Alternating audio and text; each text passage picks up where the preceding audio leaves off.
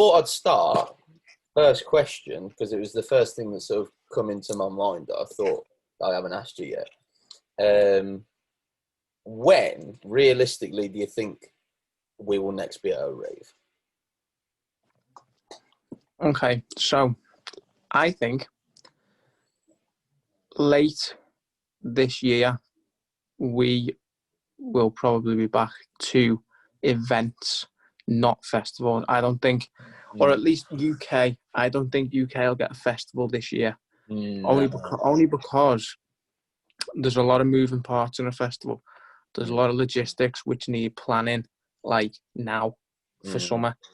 So for festivals to make that judgment now and say, yeah, right, we're going to put all the money into it now, and it might go, it might not. Don't forget, if we hadn't have had last year, then they might be willing to take that risk, but they've already lost a year. So I think, I mean, you can put a show on in, depending on how ambitious you are, in 24 hours. You can put a realistic show on in a week. So if we get the green light at the end of the year, then shows will be back on. Festivals, or at least large scale festivals, let's say, next year. I'm interested to see if we get ADE in Amsterdam this year. I'm also I mean, they may have announced this and I've just missed it. I am interested to see if Ultra will go ahead, or at least Miami Music Week, because I mean, from what I see online, a lot of America's just going as is. A lot of America seems as close to normal as possible. So I'm curious to see if they'll go ahead with that, if they've not announced it already and I've missed. But I think for us, late this year for events and probably next year for festivals. It's funny that you mentioned Florida, because I noticed, like, more than anywhere in America, sort of past year, they seem to be almost the most relaxed. And they're extending it. Thankfully, that's where Ultra Miami is. That's where EDC Orlando is now. Maybe they might be the ones to kick it off and get things going again. But to answer the question myself, I think, like you say, it's a long shoot to think that, like, Tomorrowland, Creamfields will be happening this year. I think maybe we could look forward to, like, that Tomorrowland winter that they started. They only got to do the 1 year of that in 2019, I think. And then obviously last year's, they didn't do it. This year, obviously not going to be able to do it. So I think we may be able to see that, because I think that's March time, isn't it? We'll see. We'll see. But as far as UK, I think possibly events are a reasonable aspiration for the end of the year. Festivals, in my opinion, there's a lot which you can't organise overnight. So, no, I'm interested as to what it would do to the industry in terms of, obviously people have been away from a proper night out. I'm not talking like last year we were able to go into a bar and everyone sits 2 miles away from each other, like, just got to speak to your pals down the other end with a megaphone because they're that far away. I think it'd be interesting to see whether, when things do go back to normal, whether it will sort of trigger events to come back in a big way, to the point where it does revolutionize again what it is to be in a club. Because like you say, I think there'll be so many people, not just people like myself and you and all the other guys that have been actively going to festivals and events up to this point, but I think it will trigger a load of people that maybe used to be into events, but then they've had a mortgage, a family, and they've had to chill out for a bit. They then had to reel themselves in from their everyday stuff that they do, and they just want to get out there and have fun again. And I think fingers crossed, we could see a big boom after this. But like you say, it's going to be all down to the clubs, the smaller sort of rave venues. I don't know whether like maybe a Victoria Warehouse sized event would happen at the end of the year. I don't know. It's a difficult one to call. I'm unsure because that's so big. Mm. I mean, that's an indoor festival, really, because that's so big. Yeah. But if you want to talk about 1,000 capacity club, then you could maybe push that. You could maybe push a 1,000 capacity club at 70% capacity, 700 people. See, that's the thing. I think a lot of people, when we think about this scenario, we think, oh, well, a lot of the planning takes time for these events. And then when we apply it to a club scenario, maybe there's not so much planning that needs doing in terms of infrastructure, building the stages or whatever, because you've got a club, you've got the stages there, but it's then time to promote it, get the name of the brand out there, get the events well known within everybody. But I think if people are really, really raring to go, you could genuinely announce an event a week before. You can, mate, look, when we're allowed to go, you can put no one on stage with a Spotify on the AUX and you'll sell out. Yeah. Which is nice. I mean, to be honest with you, I've always been a pretty optimistic person, and I'm pretty optimistic about this as well, in the sense that I don't think when things, fully reopen or whatever, that we'll see just dead clubs. Mate, everyone's itching to go. Everyone's itching to go. Well, I think you've also got the fact of there'll be probably, there was one last year. There's probably going to be one this year. A bunch of freshers' nights missed because all these new kids that have just turned 18 haven't been able to go out. We've got a load of kids that turned 18, but they weren't able to go out. We're talking a year now. I mean, Jesus Christ, if events don't start till the end of the year, that's pretty much a solid 2 years. Imagine how many of them are just going to be raring to go, and they're just going to want to go out there and get into the raves and proper enjoy themselves. It's going to be really interesting to see. I think, like you say, it's going to be a really difficult one with festivals because it's so unpredictable as to, like you say, with what we're saying now. I'm hopeful that it will happen, and I'm pretty sure it will, but there's no guarantee. And like you say, putting on festivals, putting on an event in Ministry is big money. Then putting on an event in Victoria Warehouse, that's really big money. And then, you're talking festivals where you got tens of thousands, hundreds of thousands of people. It's insane amounts of money. And it's a giant risk in normal times, let alone with what's going on now. And who knows whether governments are going to mandate that festivals, clubs, whoever, venues, they start asking people to be tested when they go in. Now, I hope that's not the case, because I would have thought by, I don't know, April, May, June, everybody that needs to, that wants to have had it, the vaccine, would have had it, and everybody feels safe enough that they can return to normal life. To me, I hope that once we've sort of got a clear ground where we can say, okay, we're all good, then we can open the floodgates and really get things going again. But yeah, it's so hard to predict. It's so hard to predict. But there's no way to predict it. There's not. Because would you have predicted a third lockdown? Would you have predicted a second lockdown? No. Jesus, that's a whole nother conversation. Fucking hell. The one thing that really infuriated me about keep shutting things down more than anything is closing the gyms. Why are you closing the gyms? Right. Yeah. Like, that's the thing that blows my mind, because you look at like in America, and we joke and laugh about the Americans and fatties and how they got diabetes and all this. We're not far off the Americans if you look at per person. We're not terribly far behind them either.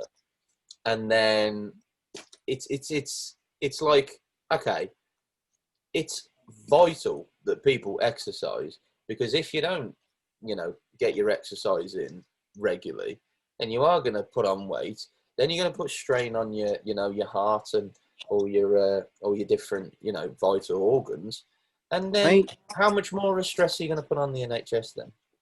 Mate, if you can't not know who Nick is. Yeah. I'm guessing you follow him as well.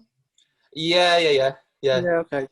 So you'll have seen, especially today and yesterday, Nick's posting a lot of what Boris Johnson's even said of how crucial and beneficial and needed the gyms are to health and fitness, and how much of a positive impact they have on the NHS.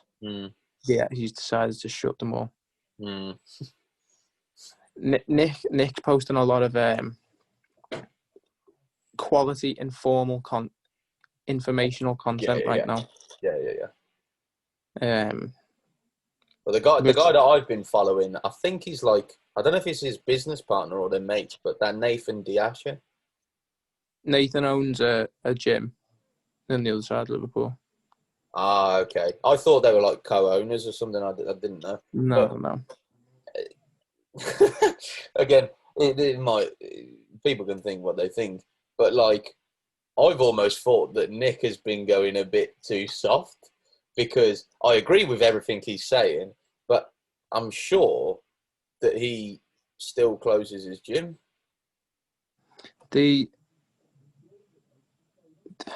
It's a really difficult situation. Gyms have the meathead stereotype.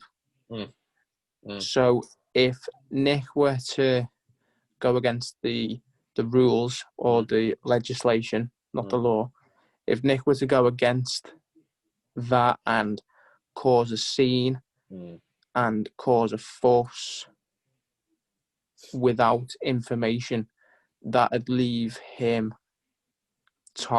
an easy target for press and media, whereas Nick's choosing to, or at least I believe Nick's choosing to fight with facts, with government facts and government data, and highlighting what they've said. And I mean, you'll see when they had the tier 3 overturned, that's the way you've got to go, because if you just go, I'm doing what I want, they're going to go, we'll just shut you down. We'll shut you down. We'll take your business. We'll take your equipment. Yeah. So you've got to fight on their terms. Have you been watching Nathan though, and the prophecy stuff? Have you been watching what they've been doing? No, I don't follow Nathan. Because that's like, I used to follow Nick a bit more, but I think they are mates in some way. Because then that's how I found Nathan, through Nick, and then I started following his stuff, and I was like, I fully rate what he's doing, because he's basically saying, look, if you're afraid of the virus and you think you're gonna be vulnerable, you're gonna get something, don't come into the gym, But probably best you don't go out at all if you're afraid of something that could, if you get it, if you think you're gonna get it, will genuinely kill you, then yeah, probably, wait out the storm until it passes. But like, I love what he's been saying, because it's the same thing I've been saying, where just leave people alone, let people get on with their lives. If people fear for themselves, then of course they need to go away, stay home, protect themselves, do whatever they can that is necessary, because they're in immediate danger. They clearly feel that they're in immediate danger, maybe because they've got, some sort of illness, or they've not got the best of immune systems. Fine. but the problem that I take is the fact that we're going to go down a rabbit hole here, but we won't stay on this for too long. But the problem I have is that less than 1% of the people that get it are dying. And it's like, okay, like Nathan has been putting out some shit the past few days. Like he put out, under the age of 60 in this country, through this whole thing, from the virus, under the age of 60, 380 people have died. The thing, especially with statistics, and the because sometimes I'll throw Sky News on in the morning while I'm having my breakfast, just to see what's going on. In the beginning, they weren't shady, but it was, this is how many people have died because of or due to COVID. Now, they're being a little bit more transparent of, this is how many people who've died who have had a positive test within the previous 28 days. So you get tested for COVID, positive, okay, and on your way home, you get into a car crash, and unfortunately, you don't make it. Well, you're part of that statistic. I can't speak. You're part of that. You're part of that stat. You are now being grouped into the COVID numbers, but that's not why you died. No. And that's so if. Well, there's been multiple cases that I've seen where families have had a loved one die in a car crash, die because of suicide, die because of something else, and then they'll get the body back, and the reason for death or cause of death is the virus. And it's like, okay, let's just say, for example, there was one that I seen where the guy had been in a car crash. The guy's probably lost an arm and a leg, but the virus killed him. What, did the virus turn off his lights at the same time that the lamppost hit him, or no? Like that, no. So the problem is, I'm not one of these people that, I'll sit underground in a bunker waiting for the world to collapse or whatever. But there's fucking inconsistencies in what they're telling us. I'm not saying, everything's alive, never believe anything they say, but there's inconsistencies, and I don't trust people that are inconsistent. But you can forgive people for feeling like that when there's no trust in the government because of what we've just discussed. So it's, the government want us to do as they request. But how do you expect that when you have no trust? We have no trust in you. Yeah. I mean, like I say, my overall point and my sort of summary of the situation would be, more than anything, I just want the best for everyone. Okay? Don't want anybody to die, but I also don't want anybody to lose their job or their business or their house or the money so they can pay for their kids to go to school, so they can pay for their kids to be eating, so they can pay for holidays away, so they can live normal lives like most of us have up until now. And for me, all I care about is growing my business so that I can fund my DJ habit and I say habit so I can afford my DJing, and eventually, get to a point where I can live my life off of music, because it's my dream career, as is with yourself, as is with a lot of us. I don't want to tell anybody how they should live their life. Please don't tell me how to live mine. I'm not going to go and have a go at you if you take the vaccine. I'm not going to go and have a go at you if you stay in for 3 years because the virus is around, or there's another virus, or there's something else. Live your life how you want to. That's more than up to you. But please don't tell me how to live mine. If I want to go to the gym because I want to better myself for my health, and so that I'm around longer, if I do reach the age of 70, 80, I had a couple years to it because I've been doing some exercise when I was younger, then no one has the right to tell me I can't go and do that. At the end of the day, some people might think it's a bit extreme, but I'm in the mindset that, Jesus Christ, we could be in Iraq, in Afghanistan, in some war-torn country.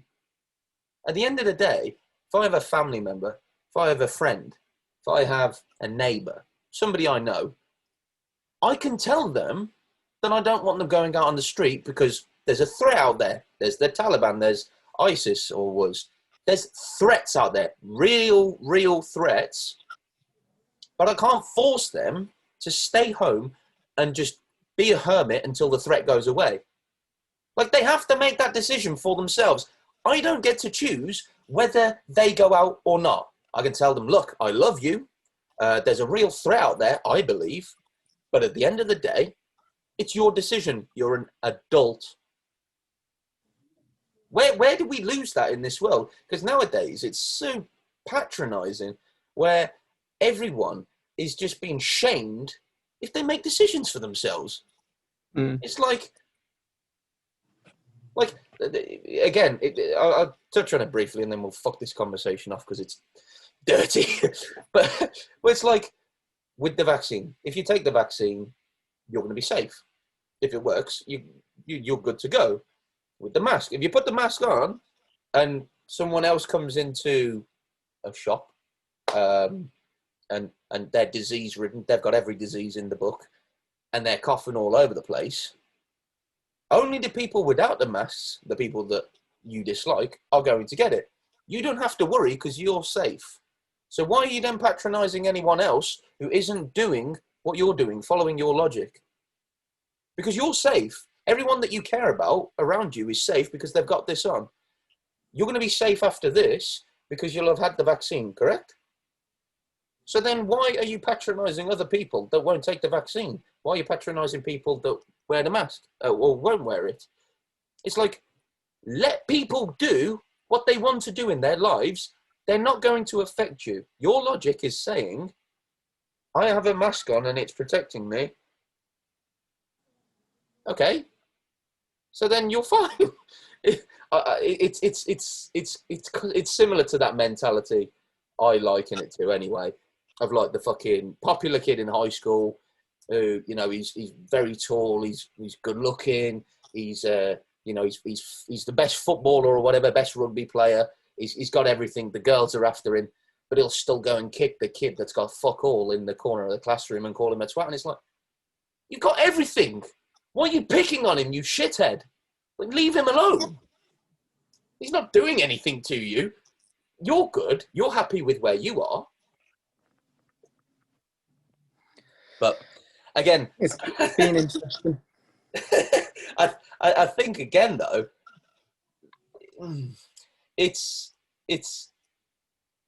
I think that might link back up to what we were saying earlier about everybody caring about how others feel about them. Because as we was talking about earlier, about how nowadays clubs are just full of people that just want to be, I don't know, proving themselves, like either in the circles that they're in or proving in their local area and proving on social media, like say Instagram, Snapchat, whatever. If people worried less about what others thought of them, you flying me? I tell you what, I genuinely, and I'm not saying this because I'm particularly religious or whatever, but I think a lot of people have lost their souls because they don't have a deep, deep passion within them, a deep connection for something like music. Like me, I can't really. I have a big passion for cars. I have a big passion for collecting fragrances. Like, I love it. I love my gardening. There's nothing in this world except for music where I would sacrifice myself for it. I would do anything for it. Like, I couldn't live without it now that I have it. Like, it means everything to me. And having that connection with something like that, I think makes builds your character in a positive way. It really does. Like I say, the amount of people, yourself included, that I've met in this community, particularly that are on a similar journey to me, they're all happy people, because we've got a soul, we've got a focus in life. We're going somewhere. We've got some goals in our mind.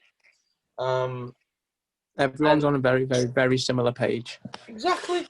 And it's at a time where the past sort of, I don't know, 10 years that I can think of off the top of my head, when you talk to people about what's going on in the world, the weather, anything, it's always, crap weather yesterday, wasn't it? It's always, Russia's getting ready to kill us again, or North Korea. Did you see that? It's all negative shit.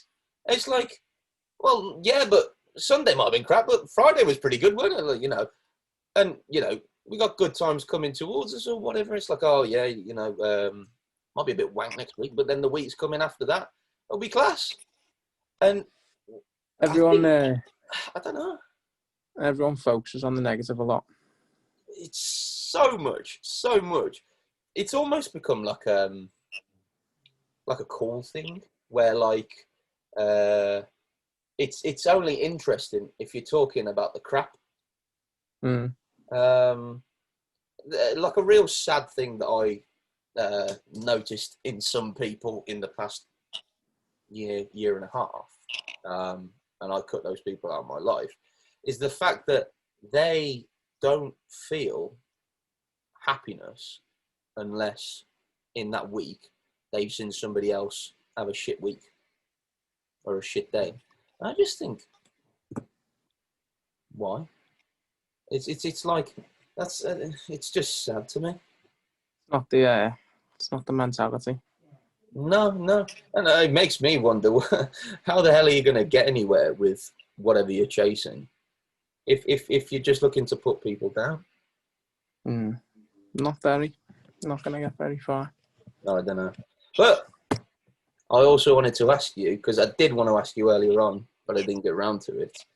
How exactly did you start in the industry? Like, what was your first gig? Where was it? How'd you get it? First gig was actually with someone who I still work with now. It was quite weird actually, because we went from having no gigs to getting 2 gigs in 1 week. So that was a good start. Yeah. It was with an American themed frat party event in Liverpool in the Arts Club, and it was in the Arts Club as well, it's got a good history.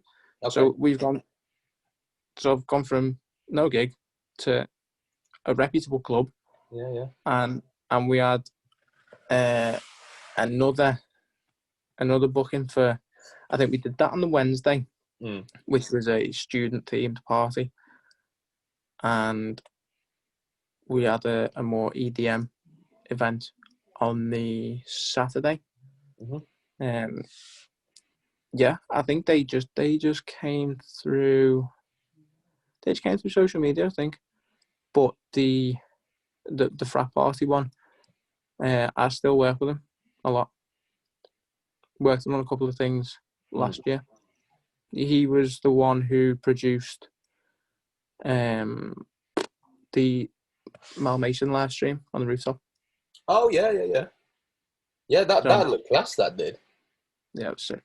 I'll tell you what. There's been a few times where I've wanted to, like, there's a few little places around Birmingham, around by me, that I want to do sort of recording like that, but I don't want to take my Nexus kit out there. I want to take like an XDJ RX out there kind of thing, in a case. And then I'm thinking in my head, okay, Jesus Christ, like for example, I'm not thinking of going and doing it like in a building somewhere. I was thinking, like, for example, we've got just around the corner from me, we've got something called the Licky Hills, and it's like one of the highest areas in the Midlands. And I'm telling you, the backdrop for where I'd be doing it, because they've got like this little ruins castle bit, and they've got like this little tall bit, like almost like a mini tower. And the backdrop for that, like if I was playing inside that, you've got the whole of the city behind me, and it's incredible. Like on a clear day, you just see the whole city. It's a perfect view of the city. But then I'm like, am I going to get power up there? How am I going to do this? I tell you, it's I'm like, how many am I going to need those backpack thingies, the charges that you have at the festivals and what? Mate, it's fun. I think we started out at a higher standard. Last year we didn't set the bar low, because I think the first live stream we did last year, we took a yacht out. Yeah, I've seen that. I was like, Jesus Christ. Mate, that on paper, that was a great idea. Yeah. In reality, there were some things that I hadn't anticipated, or I had anticipated, I just overlooked them. Well, like the waves were, hey. Yeah. Really? Mate, it's bad. I mean, you look at the Mersey, you think, water in, water out. Yeah. Mate, underneath, the currents are so different. Really? The currents are everywhere. Yeah. So the waves are choppy. Really? And I don't know, in my head, I just thought, we'll anchor down, we'll be secure. No. There's a couple of times, if you watch the stream back, you can see that I nearly slipped. Oh, fucking hell. But it was good. It was good. Yeah. You ended up doing the filming of the poshest, deadliest catch we've ever seen. Mate, I would have been the fucking deadliest catch. Oh my God. Yeah, that's it, man. I mean, I think more than ever the past year, you've seen a lot more people go online.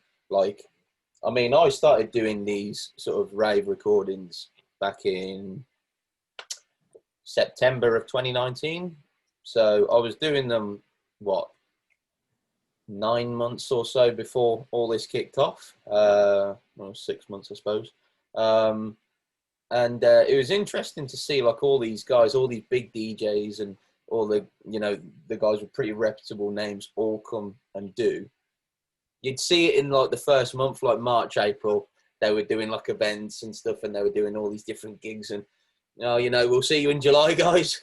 And July comes, they're not doing anything anymore at all, and obviously there's still no raves. And it was interesting to see like a lot of people jumped on that bandwagon initially, and then it just dissipated after a few months. Yeah, it was interesting to see what artists adapted and what artists kind of didn't. I think what's most interesting about this as well is the fact that there's never been a time in the modern world that I can think of where me and you are essentially at the same level as Afrojack. Well, maybe not them, but like, because they've done a couple, I suppose. But like a lot of the guys that do like almost headlining spots at Creamfields are like big spots. They've got 0 gigs, so we're at the same level as them, and it's interesting. Because obviously, you've seen like in Thailand with WNW, they did the rave culture thing. David Guetta did something, I think. But they've obviously done the AMF live streams and things like that. Yeah. They've done a lot of different stuff. They did the Tomorrowland thing as well. So they've still been having that as well. Have you seen in Australia the Will Sparks gigs in like the I think it's Adelaide, like the other side? Yeah. It's like, wow. A lot of all those guys are back to normal, man. It's Australia, insane. New Zealand, Thailand. Yeah. Well, you've got hit. Sorry, say again. Full capacity shows. Yeah. Well, I know that Will Sparks, he was playing on the western side of Australia, like Adelaide, because I know on the eastern side, like Sydney and Melbourne and like those ones over there, I think they're still like a bit wary. Someone said recently, I think yesterday, I seen someone say there was a festival in New Zealand. Yeah. Jesus Christ. Like a full capacity festival. It's like watching back those videos of that, you know, that like S2O show in, I think it's Taiwan, where I think like Danny Avila played it, where the war cannons go over the crowd. There's like 10,000 people there just going crazy, and we were all sat there. I think it was like November. It's like, what the fuck? Like at that point, we were shut down to the point where we couldn't even sit next to each other in a bar. Yeah, Wuhan, where it originated, they're having full water party events.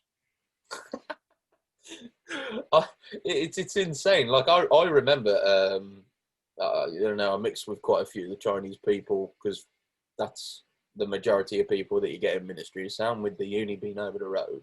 And I became good friends with this girl who was from Shanghai, probably like 3 years ago now, and she moved back there 2019, end of 2019, and she's in control of this club in Shanghai, like this big club in Shanghai.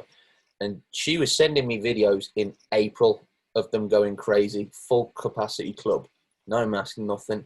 And this is, bearing in mind, they got shut down in like February. So they shut down for like a whole month. And then beginning of April, everything was back to normal. Everything. And it's like, wow. And it's like, you think about like, we won't go back into it too much, but you think this was only supposed to last 3 weeks initially, and that the government was saying, oh, you know, we'll be back out in 3 weeks' time, and now here we are, 9, nearly 10 months later. It's like, it's like, Jesus Christ, it's madness, that is. But yeah, going back to your first gig, then from then on, what came next? What came next? It won't have been too long after that. Some pub gigs. Okay. Mainly just money. Nothing, no like shows. But it wasn't too long after that I was with Victoria Warehouse doing the side. And I think that going from there, that was great. Yeah. So to put a time frame on it, can you remember what year your first gig was? I'd have to go back, and it might have been like 2015. Oh, really? Yeah, it might be. Okay. Because I'm sure I'd have to scroll back through my Instagram. Yeah. But, I think I'd say like 215. Yeah. No. I'm not sure. Been about 5 or 6 years though. Yeah. Because you say 26 going on 27. So you started when you was about my age, then probably like 21, 22. Yeah, 18 to 21 was party. Yeah. Where I discovered the love. Right. And 21 onwards, I was like, yeah, this is it. Yeah. And 21, I started working. So how did you transition from playing to this first gig that you said, this club, to then go into Victoria Warehouse? Because a lot of guys, you know, a lot of DJs around the country, they get into that first gig spot where you're at there, and they'll carry on doing that kind of gig and they'll love it, but then they never seem to find their way up to the Victoria Warehouse, up to the Ministry of Sound, up to, you know, the Gatecrasher, these kinds of clubs. So how did you make the jump? Not being afraid to network. Yeah. Networking is a massive part of the industry. don't get me wrong, you need to be talented and you need to be great and you need to be good. But if you can't network and you're not putting yourself out there, you're not speaking to people. Because at the end of the day, you could be the best thing on the planet. You could be the next Martin Garrix, but if you're not willing to tell anyone, who knows? Yeah. Basically networking and speaking to people who are already in there, people who are already on the lineup, and then finding out who the promoters are. Eventually got chatting to one of the promoters when he was doing something in Liverpool, and got some contact details off him and just went from there really and spoke from there. Yeah, but again, it all boils down and falls into networking, which is a massive thing in the industry. A lot of big artists will just say, make great music and that'll be it. But you can make the best music in the world, mate. But if you're not willing to show anyone and not willing to tell anyone, well, the only person who knows is you, and that's not it. People need to know. Well, that's a really good point that you put there, because I'm telling you now, so many tracks that I have in my playlist that are made by really small DJs, like producers. Maybe they've got 100 followers or something like that, and they are as good as W&W, as good as Nicky Romero style tracks. They're unreal quality, and I'm like, how is this not like, rocking the main stages everywhere? And then you go online, you do a bit of delving, and you look, and sometimes I see them, and legit, like, you could think that they're, revealed protocol type quality, like better than a lot of their releases.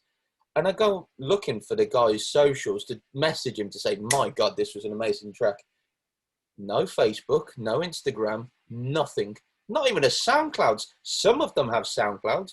And I remember there was this one track that was played on a Rave Culture Radio episode. When was it?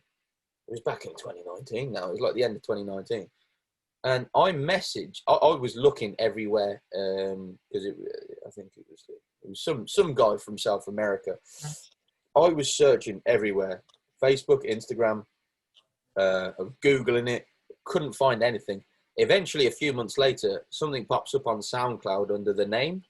And I'll go to the guy, I send him a message on SoundCloud. I'll get just saying, hi, heard your track on Rave Culture, absolutely loved it. I really, really want to have it so I can play it in shows, over here. Which, of course, is going to be a big thing for them. If I start playing it to crowds here and they start, loving it, and I get it round to my mates, the track will blow up pretty quickly. But the guy turns around to me and says, we lost it. We lost the track. I was like, you are? He's like, yeah, we lost the track. We've remade it. I listened to the next version, and it was, it sounded like the same thing, but without the quality behind it. It was just soulless, and I was like, it's some people don't want it.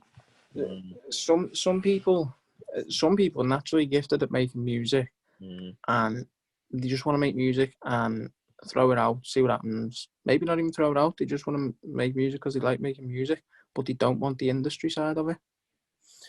And that's. Well, that's where we come to Avicii.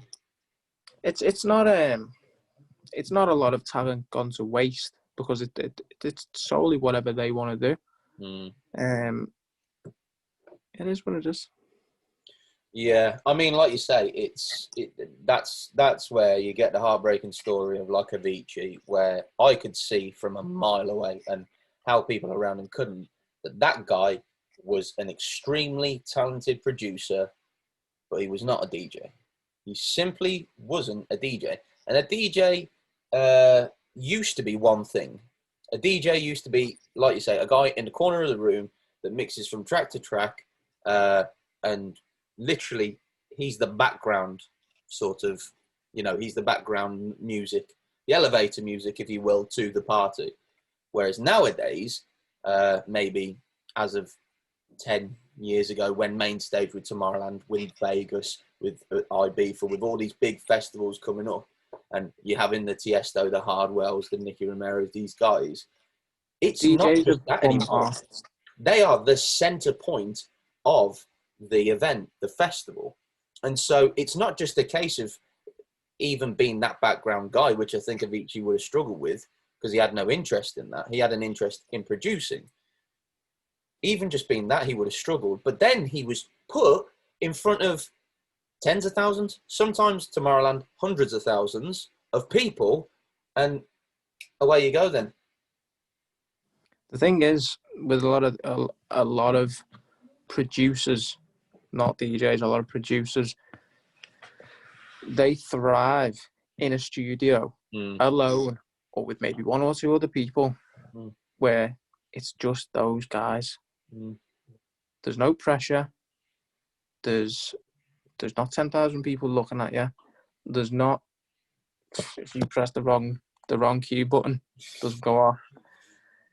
And that's their comfort zone. So to then elevate them exponentially, if we're in Avicii's terms, to elevate them in front of, over the course of a year, millions of people, that's not going to do them any good.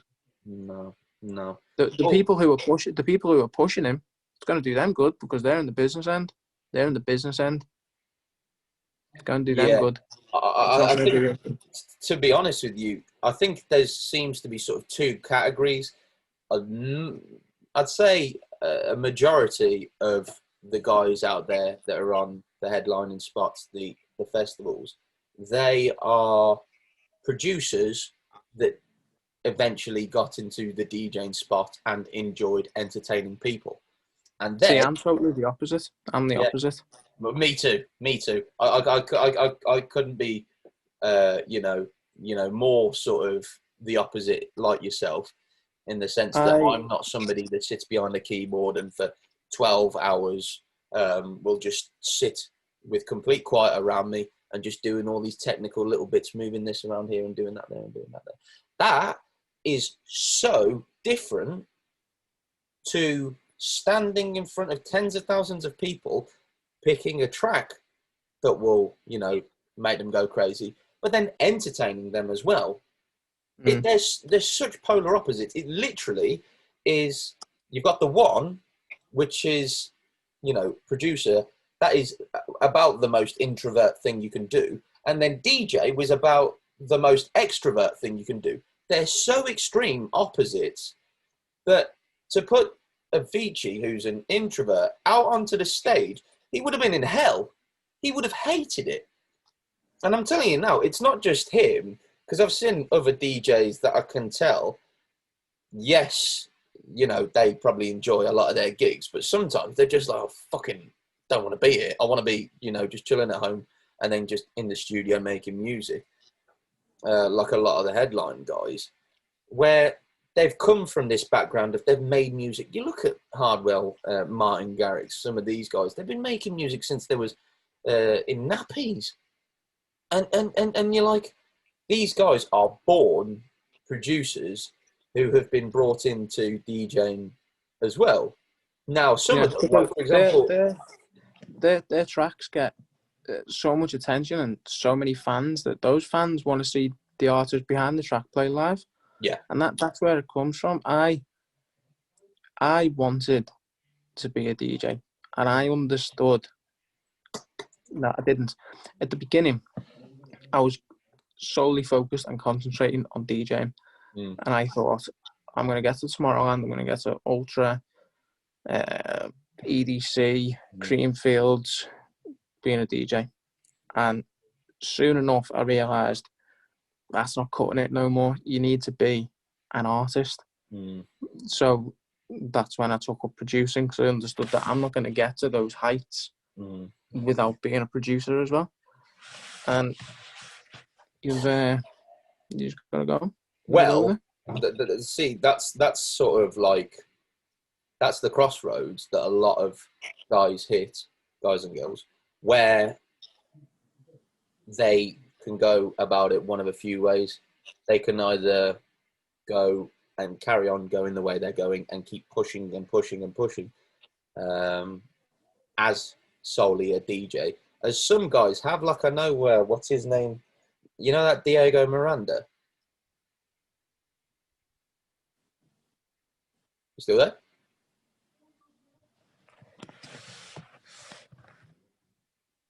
You still there?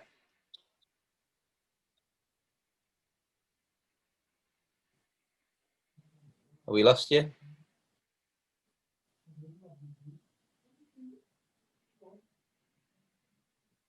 We'll be back in one moment, people.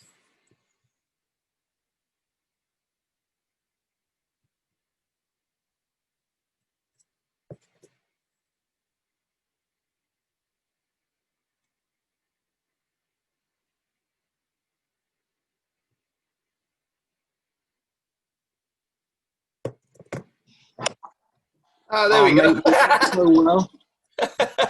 What was that? We were doing so well. L3 have a power cut. Fucking hell. Where were we? Are we still recording? Yeah. No. Just cracking a few jokes, being a classically entertaining gent. Yeah, man. But what was I talking about? Oh, yeah. Did you catch what I said then about where you could go in terms of... So obviously I was talking about how a lot of guys, when they're at that point that you was talking about, where they've gone very far with their DJing, they've played some real big gigs, they've supported some guys, but now they want to take over and go into the spot where they're getting the support rather than just supporting.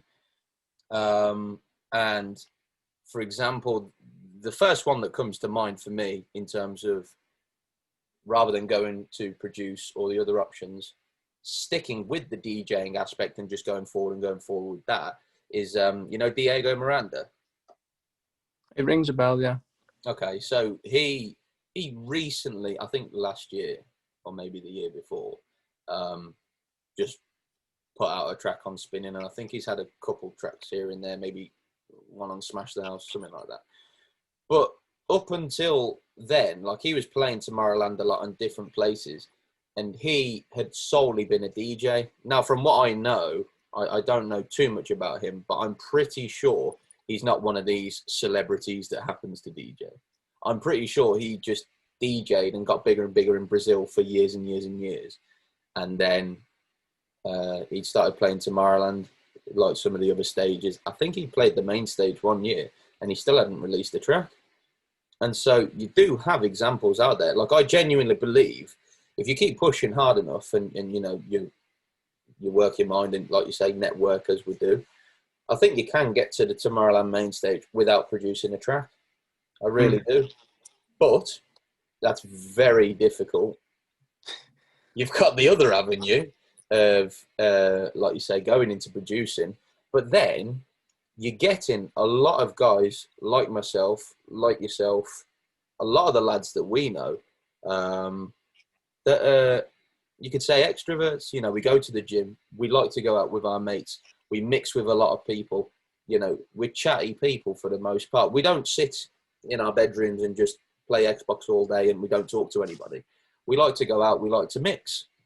And so you're asking extroverted, outgoing people like ourselves to then come into the... sit. Yeah, exactly. To go back into the almost school environment of sit down, focus on, laptop or whatever for 10, 12 hours a day. And just, that's such a polar opposite to the environment of being in a club, being surrounded by loads of people and making sure you pick the right track. What's this? Is this one going to work next? Is this one going to work? And then after that, being able to enjoy yourself, because if you enjoy yourself, then the crowd is going to get off those vibes as well. Whereas an introvert like the BT, they're just going to be terrified, like, oh, what do I do? What do I do? What do I do? They're not going to be able to enjoy themselves, and that will reflect. And it's like... Never trust a DJ that doesn't dance. That's what... Never trust a DJ that doesn't dance. Yeah. If he's not having a good time up there, yeah, it says a lot. That's a perfect thing to say. That is, because I'll tell you what, how everyone else is going to be able to enjoy themselves and have a proper good time if he ain't up there. Yeah, it will reflect in the crowd, if you ask me. Yep. So before everything hit and the world got turned upside down, obviously the last one that I was certainly present at of your gigs was the Don't Let Daddy Know one. Was it Don't Let Daddy Know, or was it Hellfire? Just before we closed down was Hellfire. Was that the one that you played the main room? Yeah. Or was it done? It was the Hellfire. No, Hellfire. It was okay. So, well, fucking hell. So that was February, was it then? Yeah, that would have been February. I think it was February 3rd or March 3rd. February 3rd. Yeah. February 3rd. And that was last year then, wasn't it? So you got to play your biggest gig in in that year. That's mad. That's mad. Not a lot of people can say that. That's mad. So coming from that, where in a normal world do you think you'd be now? Or where would you aim to have been? And where would you be working towards? Had we not have shut down, I had Creamfields announced. Yeah. That speaks for itself. Yeah. Yeah. We had shows ready for Asia. Yeah. Yeah, man. So yeah, I know the feeling, mate. I know in fact, funnily enough, the more that I think about it, I don't think there's anyone that's as closely related in terms of situations that I know of than you, because you had your biggest gig just before everything started. I had my biggest gig, 2-3 months before this all started. And that then, like a lot of people think, bang, you've made it, you've done that. No. I'm now on top. I've been scrambling for ages. I'm now on this part. I'm not on top of the game. I'm not up here, but I'm in the midpoint now.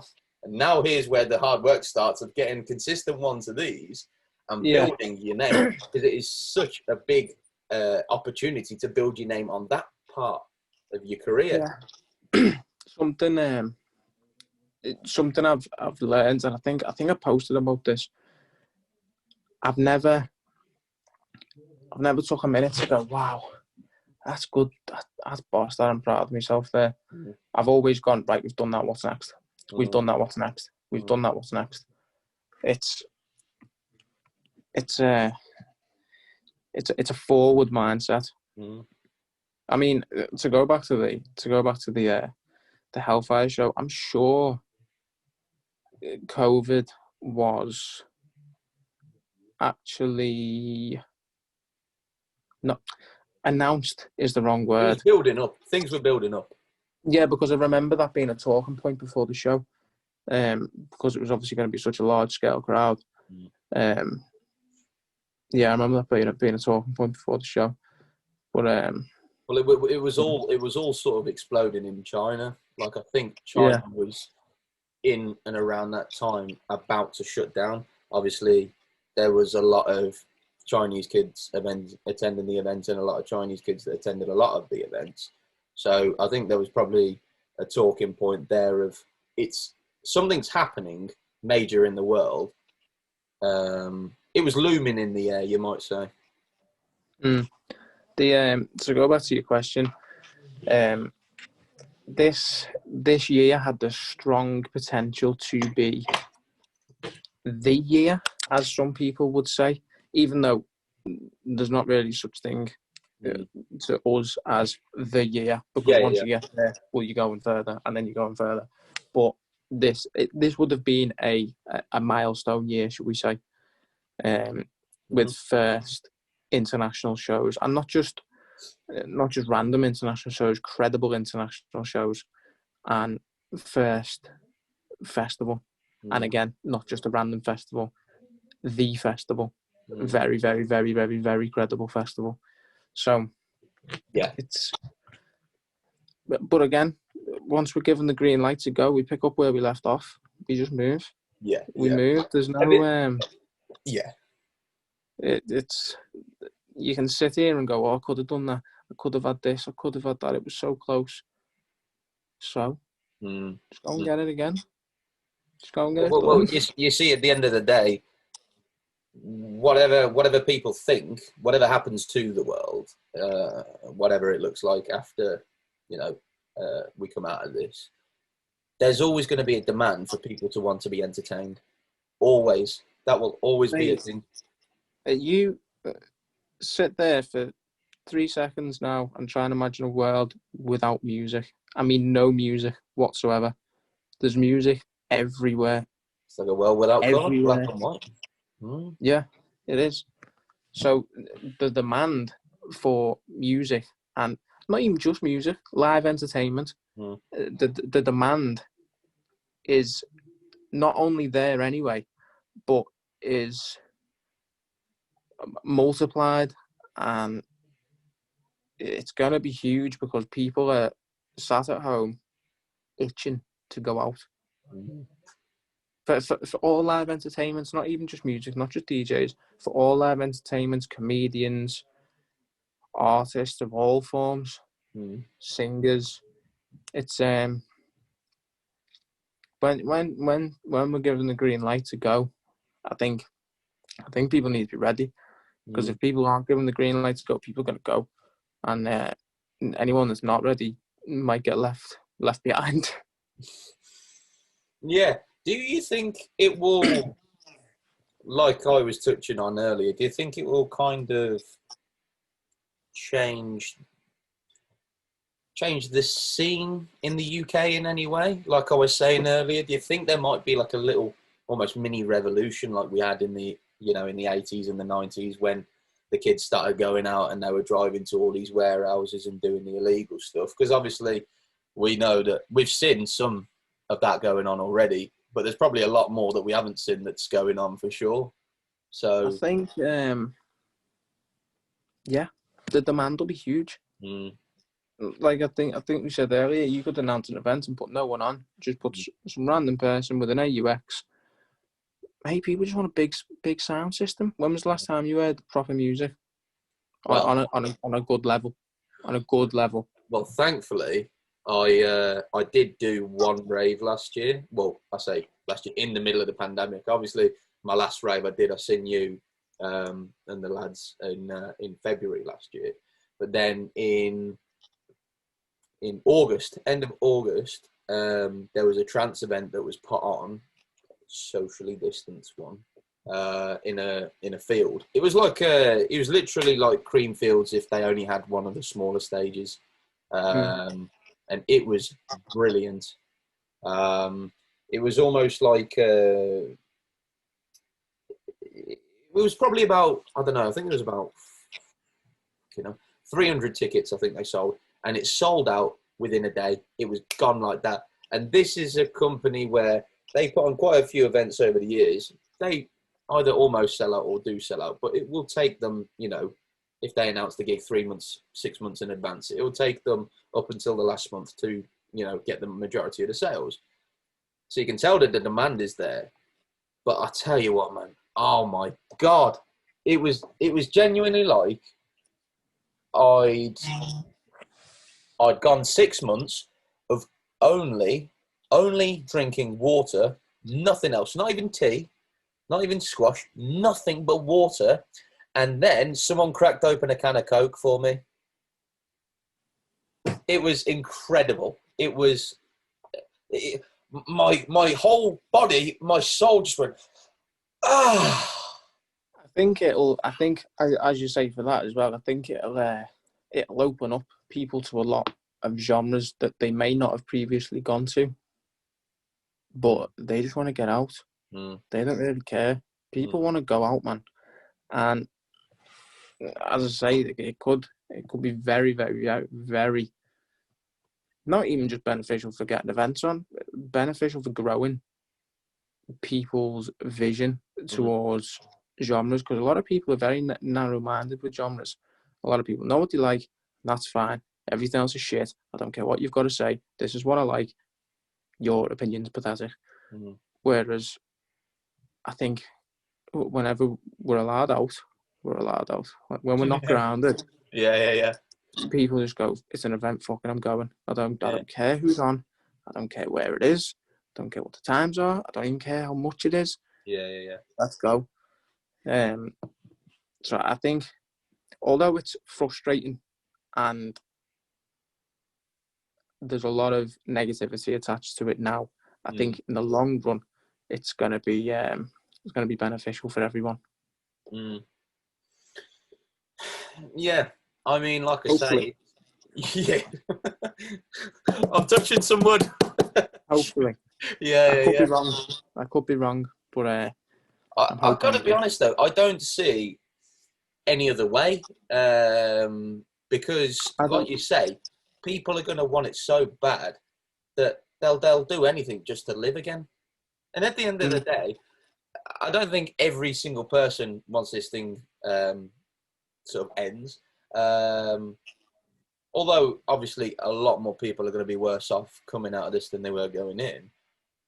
Vast majority of people are going to still have some money aside to be able to live, whether it be through, the government being able to cover some of their money, or the fact that, thankfully, there is still people like myself and like a few other people that I know that are working through this and that are allowed to carry on working and have been able to make money. And, there's still plenty of people when you go into the shops buying luxuries like jackets and coats and shoes and all these different things that we don't maybe necessarily need. So there is definitely still people with money in their pockets. And as soon as things reopen, then there's no way to me that we're going to see a half empty club or rave anytime. I think in terms of finances and in terms of finances, we were the first to close, and we're probably going to be the last to open. So I think by the time we do open, a lot of people will have had the opportunity to be back in work.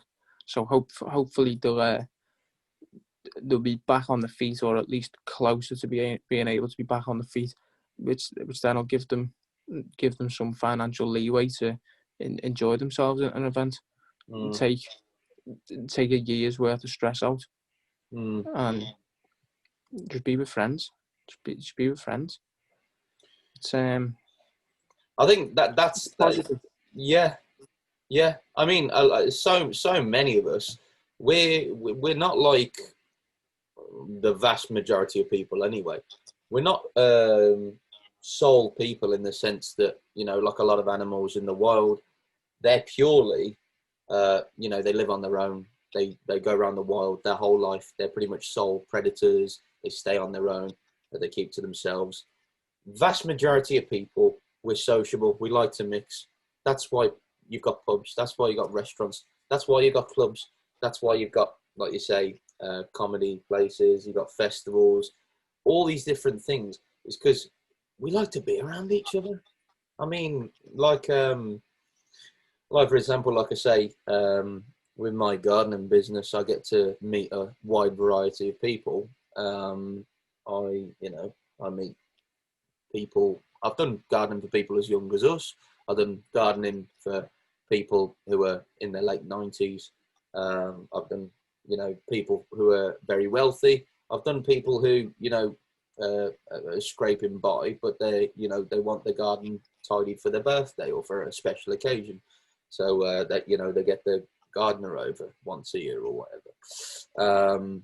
And the thing that I've always noticed the most is that, and even more so through this, is that people just want a connection. They want a connection with another person. The interaction. Because, like, for example, there's this old boy that I used to visit. I haven't seen him recently. But the guy was 95, I think he was. He lived in this house since the day he was born. A little like terrace house in Birmingham, as you can imagine, like a little terraced city house. And a lovely, lovely old boy. And this poor guy, I don't think he had any kids. His wife had died when they were younger. He didn't have any family around him anymore because his family had passed away. And so the only people that he would see would be the postman. But the postman doesn't come in. He just literally pushes through the stuff and carries on. And, you know, this guy, every time he'd see me, he was so happy. His face lit up because it was somebody. It was a connection. It was somebody to chat to, and that's what a lot of people miss, and that really gets them down. You know, this guy. I think it's criminal that this guy got to a stage where he was so lonely, because this guy, he was, like I say, I think he was about 95. He served in like Egypt and Libya in World War II, and he took me into his lounge, and he had all these different photos up on his wall of him and his mates sat up on this tank in the desert in like 1941 or whatever. And you think, wow, like this guy is an absolute gem of the country. There's not many around like them left, and yeah, sadly, society in one way or another has kind of left him behind. You could say forgotten almost. Mate, get him vaccinated and bring him to a show. I'm down. Yeah, getting the what you call it, the bangles with the glow sticks or whatever. But yeah, it's like people like that. You know, there's a lot of people that have been in that situation.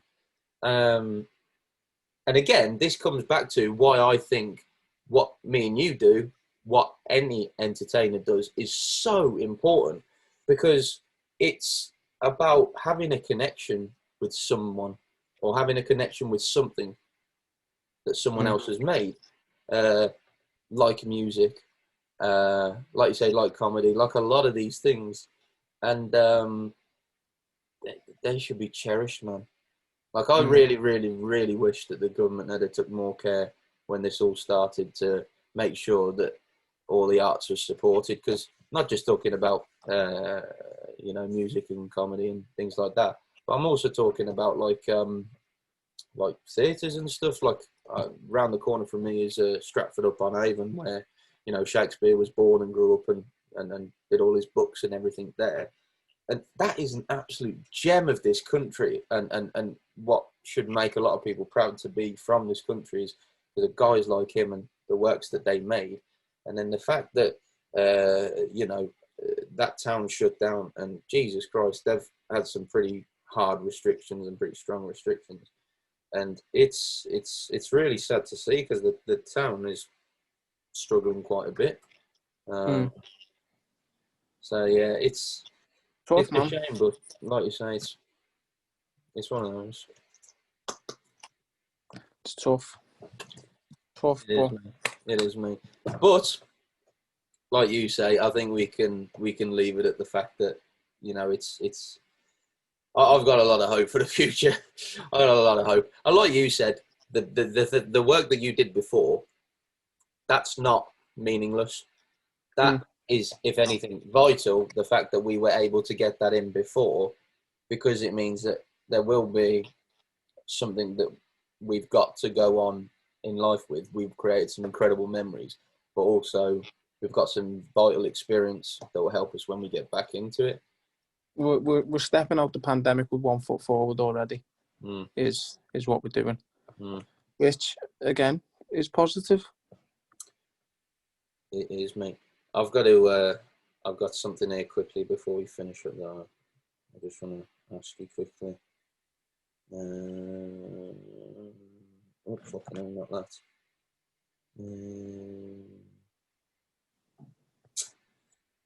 Here we go. Well, that's something I'll ask you as well whilst I'm thinking about it. What's sort of the subgenre that you can see really exploding in the next few years? Would it be hardstyle? Would it be some type of electro, bass house, trance, trap, dubstep? Okay, where are we talking? Are we talking globally? because yeah.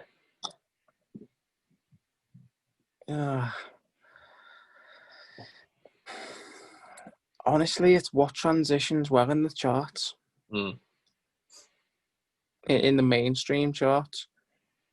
Tech House is always going to be, like, if you look at your Joel Corry now, simple tech house beat and a catchy vocal.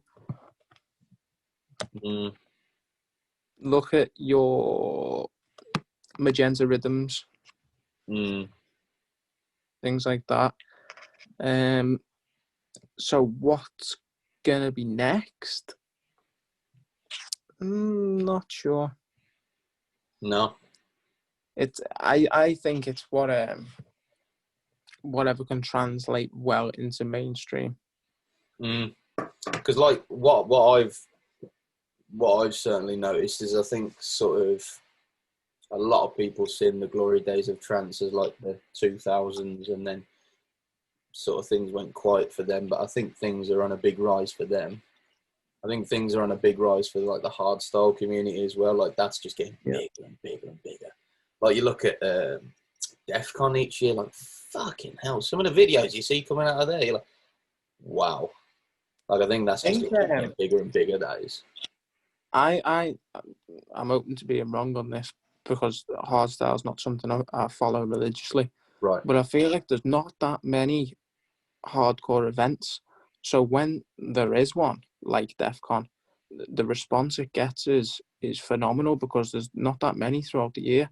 So they get a lot of people because those people aren't being able to scratch that itch throughout the year. So they'll go and scratch a year's worth of an itch in one night. Yeah. I've got 2 more questions I want to ask you. First of all, we'll go with this one because I want to end on a positive. What's the worst scenario? So the worst thing that comes to mind, first of all, worst situation you've been in during a gig? Worst? Maybe something electronically's happened. Maybe you've had a few too many drinks and you go, oh no, or... and I'll tell you mine after.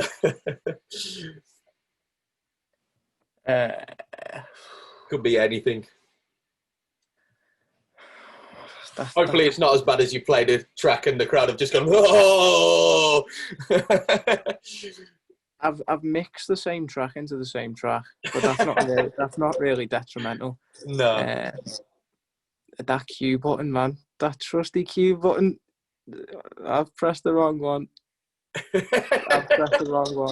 And I've been met with silence, and I've been met with some shocked faces. Was that a big gig? Was it or? No, it wasn't a massive gig, but there was still enough people there. Yeah.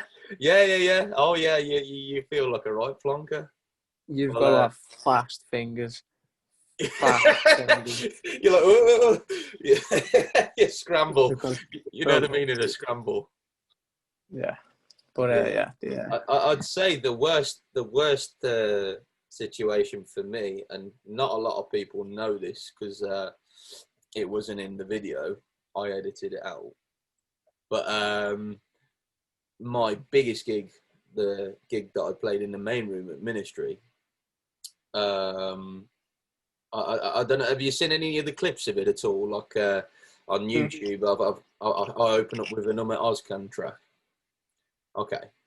Well, my first track wasn't supposed to be Ummet Ozcan, that track. It was supposed to be Kashmir and Dallas K. Byrne. That was my opening track. Okay. So I get to the stage, put my USB in, obviously the other one that's not occupied, because what we're doing there is he's coming off, I'm going straight on. And so I press play on my player, bang, it starts playing. I start sort of, hyping the crowd a little bit and whatnot. Don't get on the mic here, but I'm just sort of, with the clapping and whatnot. And then, don't forget, this is the biggest gig of my life. So I'm on that buzz. That buzz where you're like, you look around, you're buzzing. And so that is the worst moment for something to go wrong, because you're like, oh. And especially at the beginning. Especially at the beginning, if something goes wrong at the beginning, that throws you off for everything. Yeah. Well, this was opening track, so and I'm not going to say who it is because I don't want to out them, because I don't think it was intentional. I hope it wasn't intentional.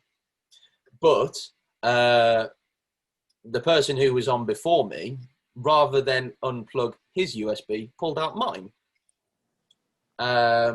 And I've not experienced that before, because I don't tend to pull out my own USB, even when I'm practicing at home. So I've never experienced that. And so I got to experience it in front of 2,000 people, biggest gig of my life. And what essentially happened was the track just started looping on a 4-beat loop, I think it was. Yeah. It goes into an emergency loop. And I was like, what's going on? And then I looked down at my USB, and I was like, where's my USB? And then I looked at his, and his was still in there. He'd walked off and was now backstage having drinks or whatever, like, because he literally pulled his out and just literally sprinted off almost, or what I thought was his. And so I was screaming at whoever was beside me, who was I think one of the tech guys, get my fucking USB. I was freaking out. It was horrible. My heart was pounding. Everything was going wrong. And so I then had to go and get his USB. So this was all very, very quickly, within a few seconds of the loop happening. I'm like, oh shit. So I scream at him, go get the tech guy. I then have to go onto his USB, one that I'm not familiar with, because he's got his organization. It wasn't anywhere near as organized as mine was. Like, I have mine organized in subgenres, and then I have it, I'd like to think mine's pretty well organized. His was just all over the place, and I couldn't understand where any of the stuff that I maybe want to play would be. So I just literally clicked on the first thing I could find, because I couldn't find a track. And I think I ended up finding it was Alesso, If I Lose Myself. But I don't even think it wasn't the original track. It was like the acapella. I think it was just the acapella with like the piano beat behind it, and that was it. And so I played that, and for about 30 seconds, that was playing, and then the guy sprints back down the stairs, chucks it at me. I grab it, and within 15 seconds, I've got to plug my USB in, get to my playlist, get a track that's going to be suitable for me to now open. So I just get the first one on in my big room folder, and it's this Ozcam one. Somehow I managed to mix it in and save that. But that was horrible. That was horrible. Doesn't sound fun. Yeah, that was horrendous. But yeah, there we go. These things happen. At the end of the day, look, you see online on YouTube, Martin Garrix, he dropped his DJ headphones on the mixer or whatever and screwed up his mix. Afrojack, Hardwell, Tiesto, all these guys, they've had things go wrong before, and they'll happen again. It's the same to all of us, because something's bound to go wrong occasionally. It's just what it is. It is what it is. But that is then balanced with the good times. So the last question I'm going to ask you is, what's the best, most memorable moment that you've ever had on stage? It'd probably be Victoria Warehouse, to be honest. Yeah. The main room. Yeah. It was. It felt right. It felt like I was at home. It was right. That's where you built a lot of your career. Don't forget, some of your. Yeah, as well. Yeah. So to go from the side room to then be in the main room, it was it was massive. To even then to have the opportunity at the end of the set to go out on stage with the mic and ask the full crowd for a picture. Like, again, that's something that I've not had the opportunity to do at previous shows. It was good. That was such a sick moment being in the crowd. I was just sort of, a lot of the crowd had started to build up by that point. And I remember just sort of being a few rows back from the front, and I was just like, this is so sick. Because, like, I remember that was me just a few months before, because I had my big gig at Ministry just a few months before that. And it was so cool just to watch that, because I'd been doing, I like I say, I've had a similar journey to you where I built everything in that little small room in Ministry. And then to go from that, there was no sort of middle ground. It's just that to then that. It's mind blowing. It's mind blowing, man. But, it was good.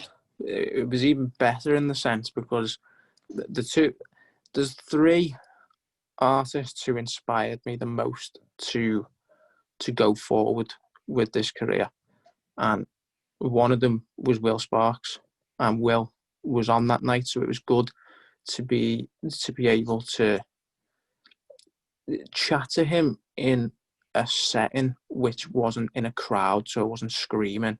Yeah. Hey, Will, I love you. You're the reason why I do this, and all things like that.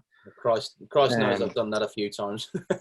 but it was good to be able to actually chat and let him know that you inspired me, and because of that inspiration, it's why I'm here opening the main stage.